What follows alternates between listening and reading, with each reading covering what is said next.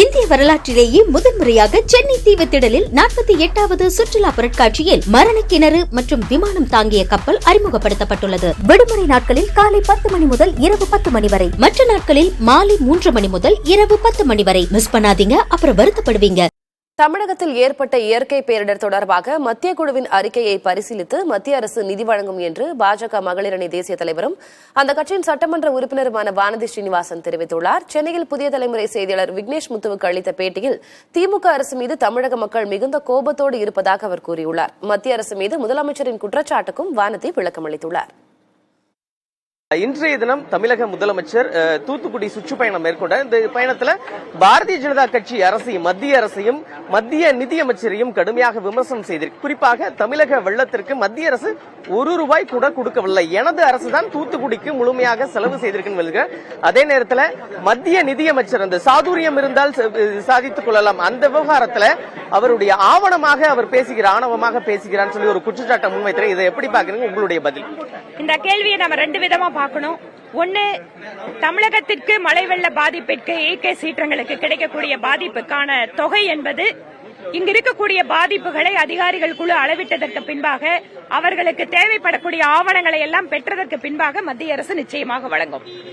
இந்த மழை வெள்ள பாதிப்பு வந்தவுடன் பேரிடர் நிவாரண நிதியிலிருந்து முதல் தவணை விடுவிக்கப்பட்டு விட்டது. அந்த தொகை இங்க ஏற்கனவே 1000 கோடிக்கு மேலாக கொடுக்கப்பட்டு விட்டது. அதுக்கப்புறம் ஒரு பைசா வரலன்னா அது யாரை ஏமாத்துறது?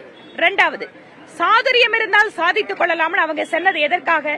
மக்கள் தொகை கணக்கெடுப்பின் அடிப்படையில் நாளை தொகுதிகள் வரையறை வருகின்ற பொழுது பாதிப்பு ஏற்படக்கூடும் என்று நினைக்கின்ற மாநிலங்கள் அவர்களுக்கான கருத்துக்களை எல்லாம் ஆதாரத்தோடு முன்வைத்தால் அதற்கான வாய்ப்புகள் உண்டு என்று நம்மளுக்கு உதவி செய்வதற்காகத்தான் அந்த பதில சொல்லி இருக்காங்க. இவங்க தனிப்பட்ட முறையில இவர்களுடைய எம்பி நாடாளுமன்றத்துல அவங்களோட கம்யூனிட்டி சம்பந்தப்படுத்தி பேசுறதும் அதை வச்சு இழிவுபடுத்துறதும், இன்னைக்கு அதை ஒரு தனிப்பட்ட வன்மத்தோட முதலமைச்சர் பேசுறார் அப்படின்னு தான் நாங்க இதை பாக்குறோம். ஏற்கனவே நாடாளுமன்றம் நடந்து கொண்டிருக்கும் பொழுது மத்திய இணையமைச்சர் எல் முருகன் அவர்களை திமுக விமர்சனம் பண்ணாங்கன்னு சொன்னாங்க. இப்போ அவங்க நிர்மலா சீதாராமன் ஏற்கனவே இந்த வெள்ள பாதிப்புகளை நேரடியா பிரதமர் உத்தரவுல தூத்துக்குடியில கள ஆய்வு மேற்கொண்டு ஆய்வு பண்ணாங்க. இப்படி அடுத்தடுத்து அவங்களுடைய அந்த மத்திய அமைச்சர்கள் உங்களுடைய பாஜக தலைவர்களை ஆளும் அரசு விமர்சனம் பண்றதை எப்படி பாக்குறீங்க? ஆளுகின்ற அரசுக்கு தங்களுடைய நிர்வாக சீர்கேடுகளை மறைக்கிறதுக்கும், குறிப்பாக மக்கள் இப்போது கடுமையான கோபத்தில் இருக்காங்க மாநில அரசு மேல.